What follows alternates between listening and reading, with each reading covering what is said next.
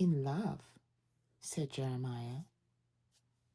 She's a nice, clever girl, a former sweetheart of Clam's, so respectable in any case. And as she kept on imploring me to save her from you, why shouldn't I do her the favor? Particularly as I wasn't doing you any harm, seeing that you've consoled yourself with those damned Barnabas girls. Now I can see how frightened you are, said Kay. Frightened out of your wits. You're trying to catch me with lies.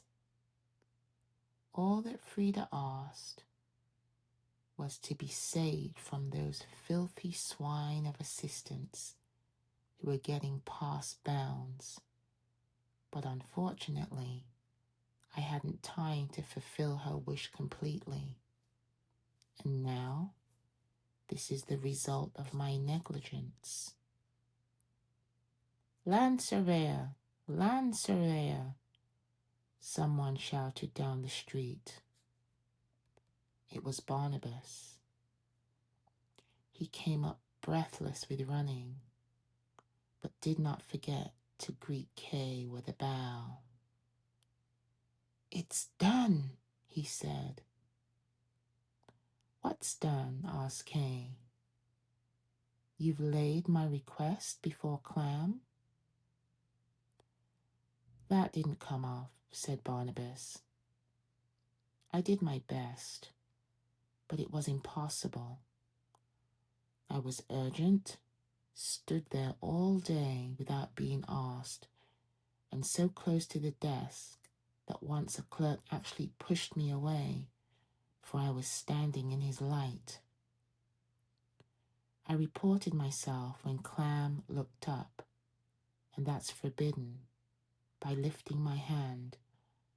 I was the last in the bureau, was left alone there with only the servants, but had the luck all the same to see Clam coming back again.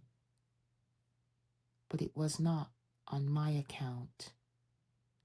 He only wanted to have another hasty glance at something in a book and went away immediately. Finally, as I still made no move, the servants almost swept me out of the door with a broom. I tell you all this so that you might never complain of my efforts again. What good is all your zeal to me, Barnabas, said Kay, when it hasn't the slightest success? But I have had success, replied Barnabas. As I was leaving my bureau, I call it my bureau, I saw a gentleman coming slowly towards me along one of the passages, which were quite empty except for him.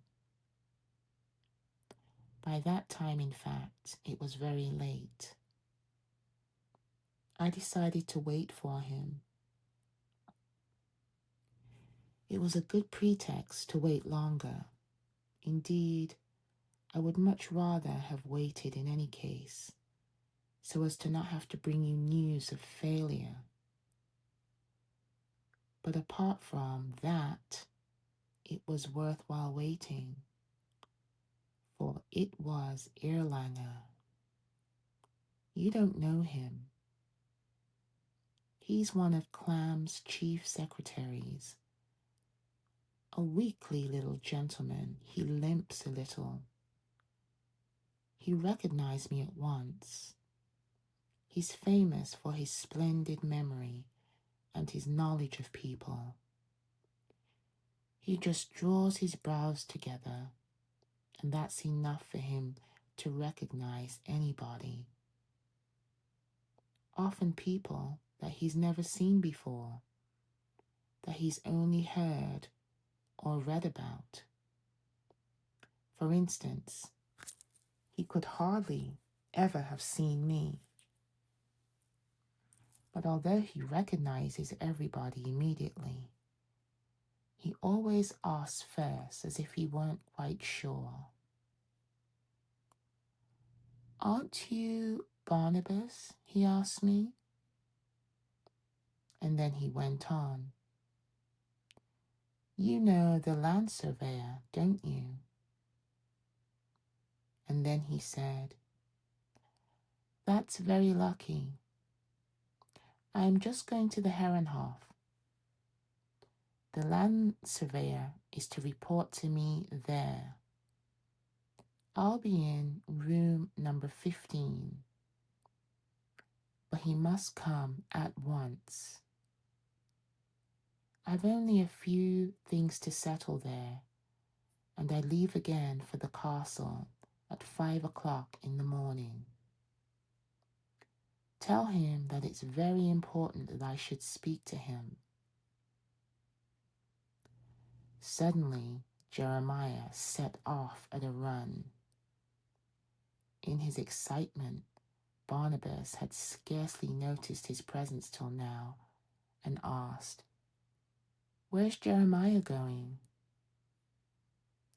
"To forestall me with Erlanger," said Kay, and set off after Jeremiah, caught him, hung onto his arm, and said, "Is it a sudden desire for Frida that seized you?" "I've got it as well. So we'll go together, side by side."